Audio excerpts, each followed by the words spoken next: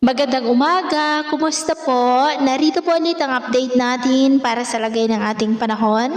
Ngayong umaga po ng December 19, 2023 na kung saan sa ngayon ay wala na tayong binabantayan na bagyo sa loob at labas ng ating area of responsibility.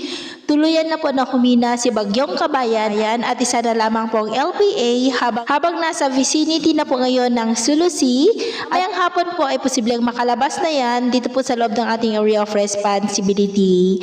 At sa ating pang long range forecast, posibleng si Kabayan na ang huling bagyo ngayong taon ng 2023 dahil wala na pong nakikita rito na kasunod na banta ngayong darating na Pasko hanggang po sa New Year ay storm free na po tayo. At sa lagay po ng ating panahon sa ngayon ay easterlies na po ang hangin na umiihip sa malaking bahagi ng ating bansa mula po sa malaking bahagi ng Luzon, Visayas at Mindanao. Ang amihan ay nandyan po ngayon sa may extreme northern Luzon at northern part ng northern Luzon.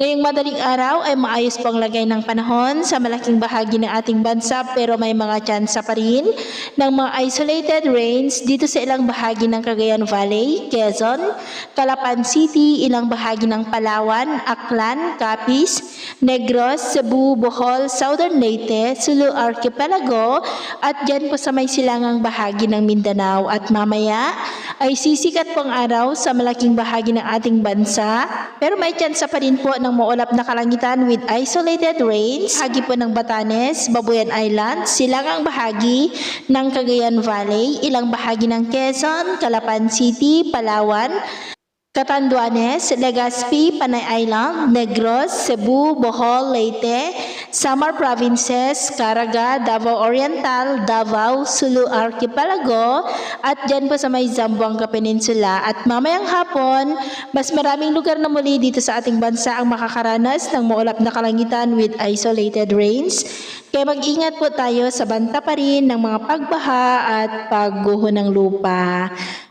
At sa atin naman pong mabaybayin dahil sa amihan at easterlies ay matataas pang mga alon ngayon dyan sa kanlurang baybay ng Luzon, extreme northern Luzon Island at sa buong seaboard ng silangang baybay po ng ating bansa dahil ang mga alon po ay posibleng aabot hanggang po sa 2 to 4 meters height. Iwasan muna natin ang papalaot dyan po sa mga may kulay pula para mas makaiwas sa mga sakunang pangkaragatan.